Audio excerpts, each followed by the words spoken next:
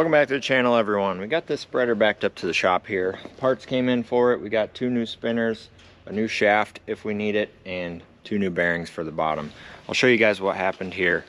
This bearing was completely shot and we just didn't notice it. So this was rattling around and it actually busted the, I don't have the old spinner, but it busted it right around here and it just fell off. So this is all rusted up because, you know, fertilizer. So we got the torch already out.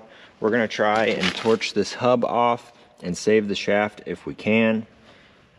I'm not really sure if we're gonna be able to. And then we got 2 new bearings because this one's not in great shape either. And hopefully we can get this thing running, get the urea out of it. I'm sure it's already hardened some, but we're gonna get going here.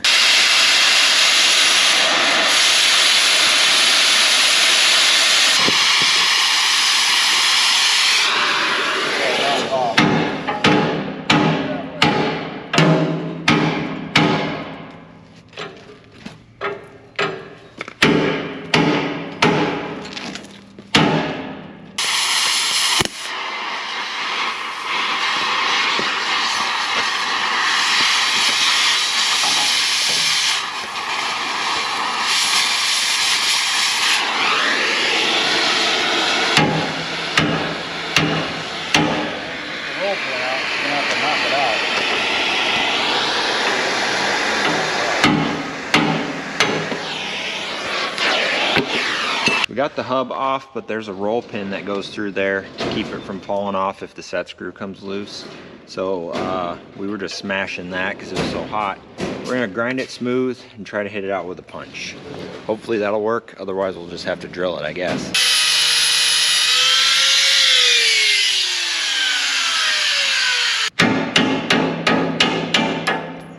Got it. Okay, there's that. Now.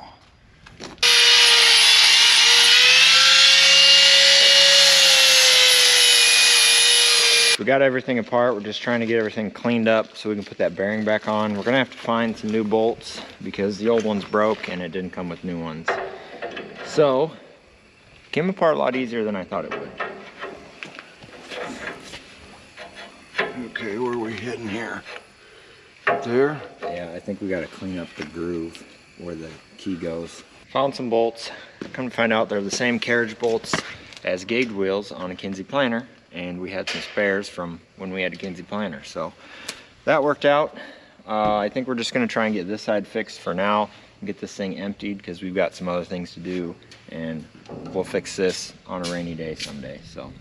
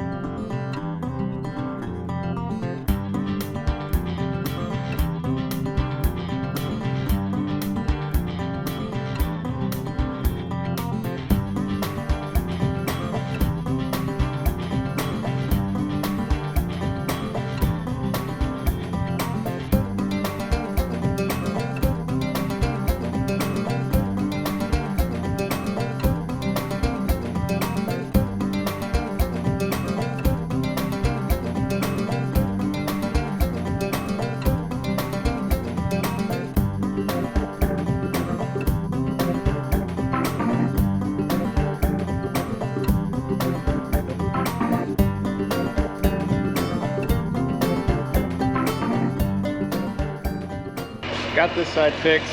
Like I said, we're gonna run it like this for now, just because we got a little bit to empty and we got some other stuff going on. So I'm gonna head out to the field with this, hopefully get this spreader empty. Dad's gonna work on a few things here and we'll go from there.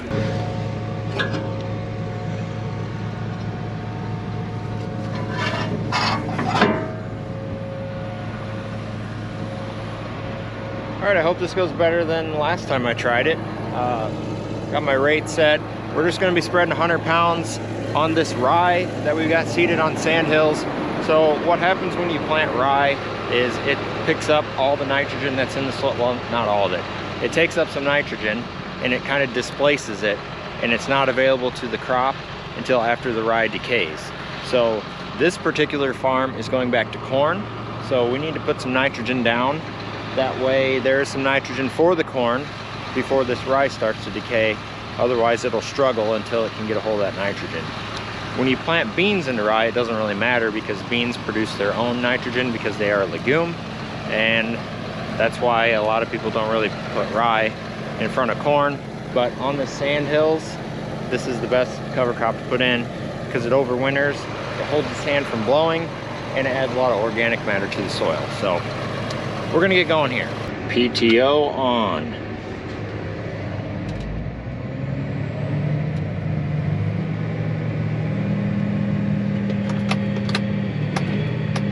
See what happens.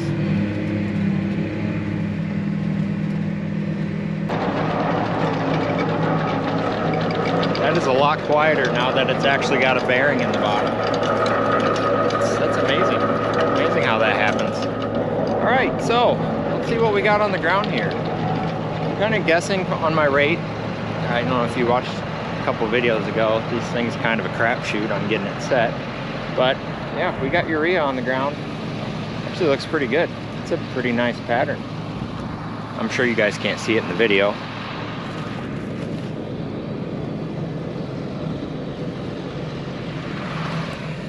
I'm gonna call that good enough. We're just gonna keep going here, knock these sand hills out, move on to something else. Well, I'm not having very good luck. So this clutch mechanism thing here, it's kind of like a lever, and this rod comes out and kicks it out. Well, it's bent, and now it won't even grab. So, not having very good luck with the spreader. I don't know what I'm gonna do. I'm gonna have to take it back to the shop, I guess.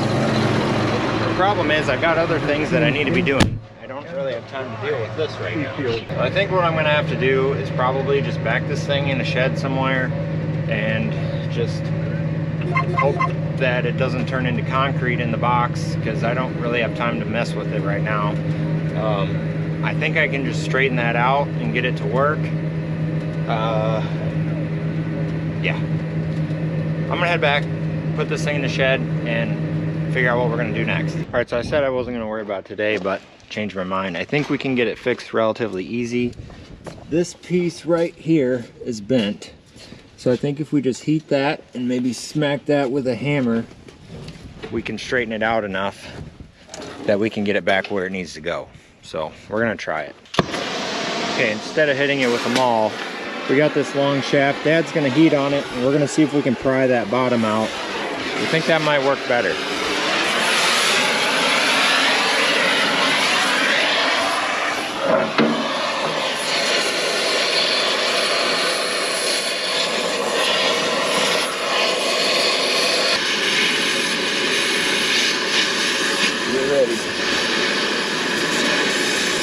Pull that out and pull it over through the chain. There you go. You can't go that far, you gotta be on the... There we go. So that actually worked. It wasn't too hard. We got it straightened back out. I'm gonna pull into the field right here, and we're gonna engage it and just make sure it works before I take off. And hopefully I can go get this thing empty and move on to something else.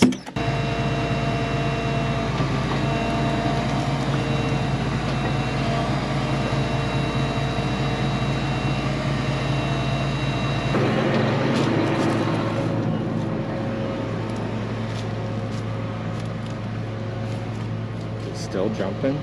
Yeah, what the heck is the deal?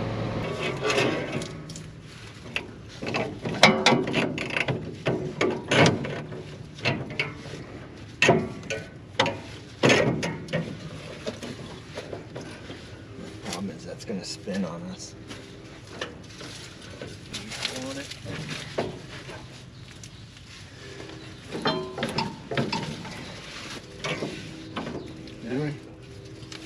Do anything?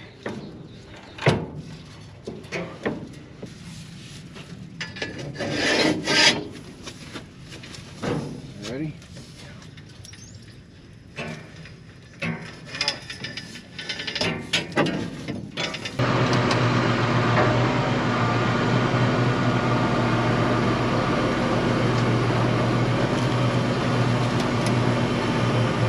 Looks like it's working now.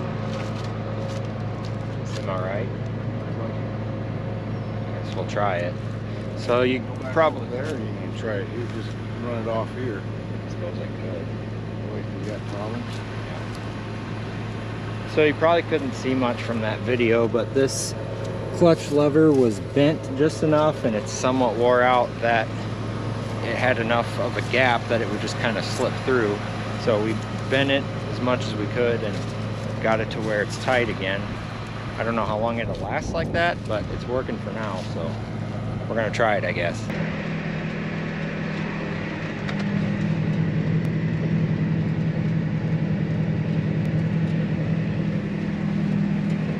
Fingers crossed it's working for now. Really hoping we don't have any more trouble because I just want to get this job done. So, wish me luck. Spreader held together, got that thing emptied out. Finally, that job's done. We're gonna get a couple pieces of equipment out. Dad's hooking up the 9410R to the disc. We got that last field a couple videos ago. I was spreading fertilizer in that really muddy wheat ground. I think we're gonna try and disc some of that to try and get those ruts leveled out and get that field opened up, see if it'll dry. 26-foot disc on a 410 horse four-wheel drive tractor. A little overkill, but it's muddy over there. It's probably gonna take all of that. So I'll go help him get hooked up and then it's gonna be lunchtime.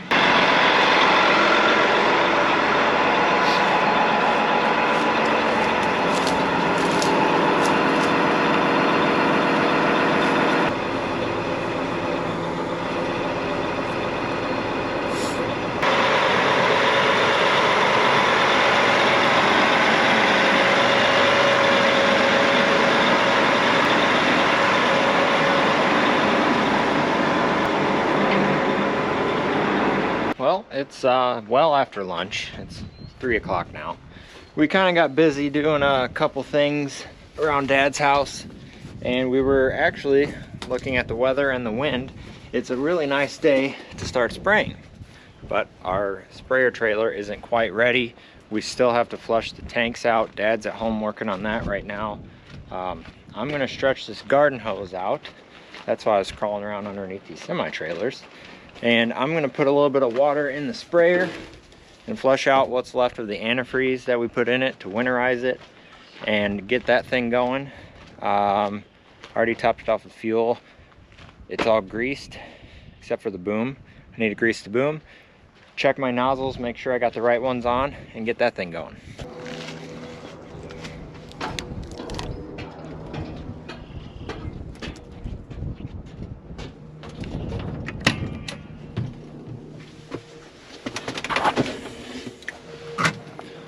See if this thing will start.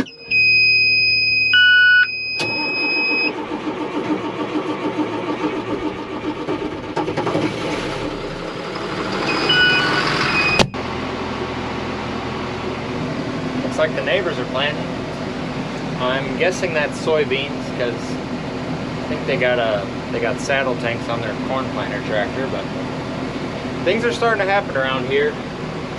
My uncle started planting corn today. There's a couple of the bigger farmers that started. They actually started last week, but starting to see a lot more tractors out in the field. I'm hoping the weather's starting to turn around to where we can get started too.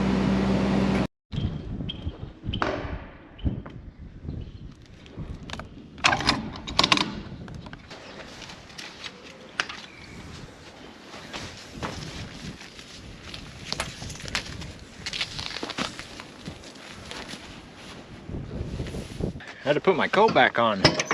Sun went behind the clouds and now it's kind of chilly. While that's filling up with water, I'm gonna take the 8235 and hook it up to the air seeder.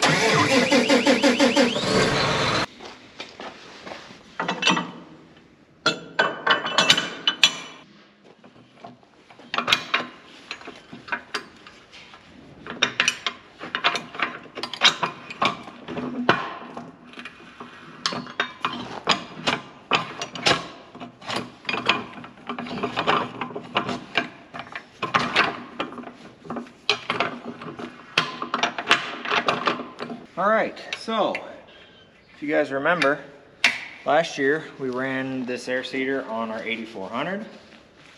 I don't know if I told you guys or not, but we sold that tractor. Kind of bummed, but it was time to see it go. We actually got more than we paid for it, so it was a good time to sell it. That being said, we're gonna run it on the 8235R this year. I haven't run it on this tractor yet. The good thing about this one is it's already set up for Isobus. Last year we had to put Isobus harness in the 8400 because it's such an old tractor. Wasn't set up. This one is set up and it also has 4 remotes.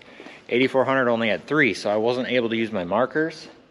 So I'm gonna be able to use my markers. That'll be helpful. All right, I'll have to figure out what I got here. That's right, I got way more hose than I need on this air seeder. So let's see here. Nope, I don't need that one. Nope, that's not right. That's not right either. Shoot. Oh, there it is right there. This guy hooks in there, I think. Is that right? That doesn't look right. No, that's not right. Oh, here it is. I don't know what I'm doing.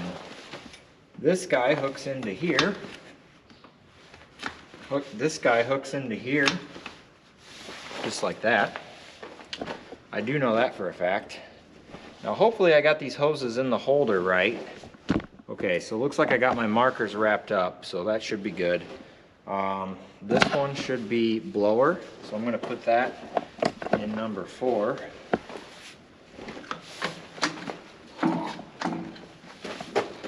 Wow, okay, there's that. Now this one should be fold. We're gonna put that on number 3.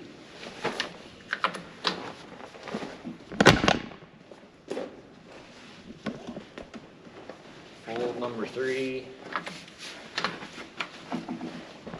This should be raise. I want that on number 1, which is on the bottom.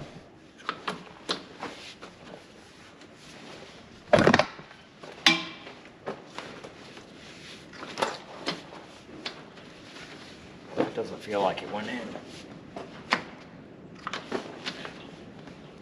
There it goes. Now I got my markers just wrapped up around here since I wasn't able to use them. So I'll unwrap those real quick and get those hooked up.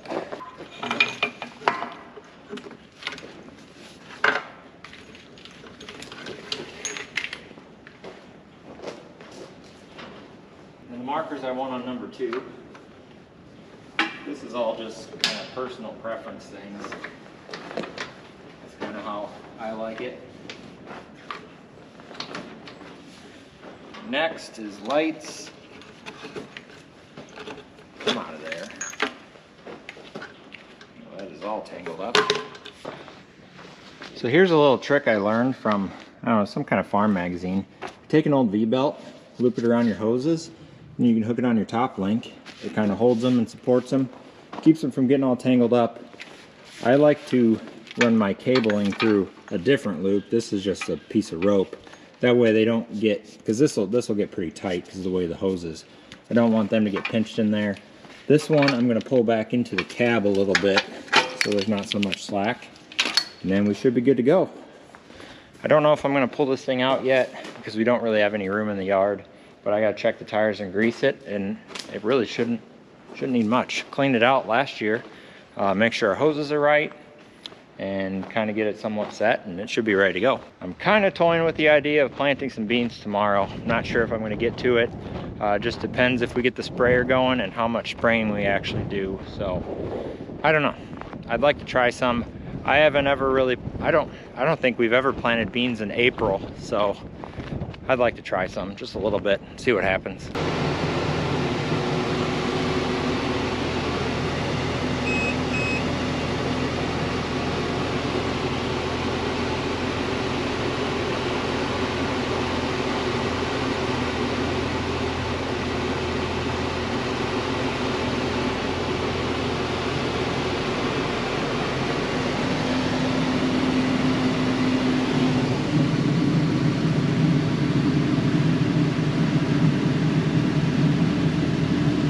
We put RV antifreeze in this thing last winter, sprayed it through the boom, got it through the inductor, rinse tank, everything. That way we didn't have anything freeze. What I'm gonna do now is I'm gonna open up these boom cap valves They are kind of a pain. Ugh. Now that one's spinning. Open this one so I can show you. Ooh. There we go. You can see that pink coming out of there. That's RV antifreeze. So I'm gonna get these opened up, blow out the boom caps until it's not pink anymore, and then get it through the nozzles. That way I know it's all out of the system. All right, boom caps are open. Now I need to go in here, turn this to manual. Okay, I shut all my boom sections off except the left side, and pump on. Pull the trigger. See what happens. There we go.